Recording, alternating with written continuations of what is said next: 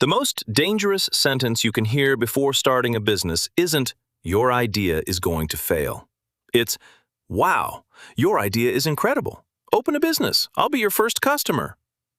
That kind of sentence wiped out McFlurry's life savings. It started when McFlurry cooked fish soup for his friend, Mango. Mango took one bite, eyes wide. "Bro, you can't just sit at home. You need to open a restaurant. People will literally line up around the block for this." Mac didn't hear, "Nice soup." Mac heard, "You're 1 week away from being rich." He didn't hesitate. He conducted a top-tier market study. He asked 3 friends, and all 3 agreed, "Your soup is insane." 100% positive feedback. The numbers don't lie. He emptied his savings account, took out a massive loan, and rented a high-end location far bigger than he needed. He signed the lease, hired an army of line cooks, and ordered enough salmon to feed an entire ocean. Then came grand opening day, red carpet, flashing lights, a massive banner reading, "First bowl free." The restaurant filled instantly.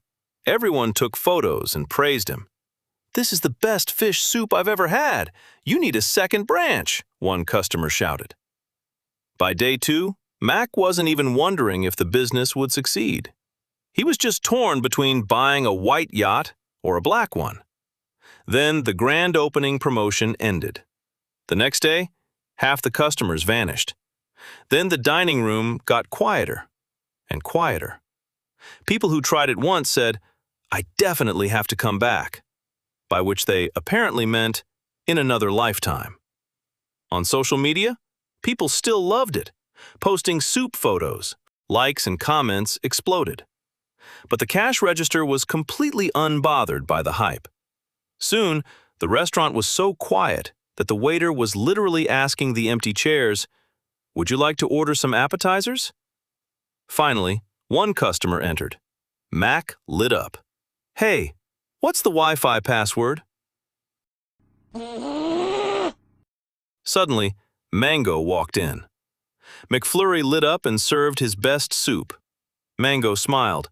"Bro, this soup still slaps."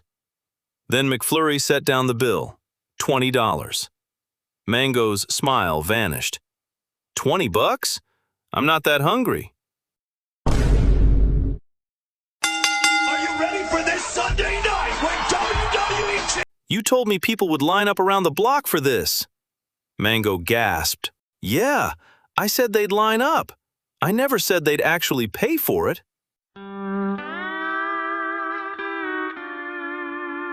Mac stood frozen in the lavish dining room, surrounded by empty tables, while the chefs played cards in the kitchen. Mango added, "Can I post a picture of the soup on my story?" McFlurry finally realized he had gathered an audience willing to praise his soup, not customers willing to pay for it. Compliments prove that people like an idea, but payment is what proves real demand. Before investing heavily, test the smallest possible version, at a real price, with real target customers who have no reason to flatter you. Subscribe to McFlurry Finance and learn how to test your idea before betting all your money on it. Before you scale the business, prove it deserves to grow.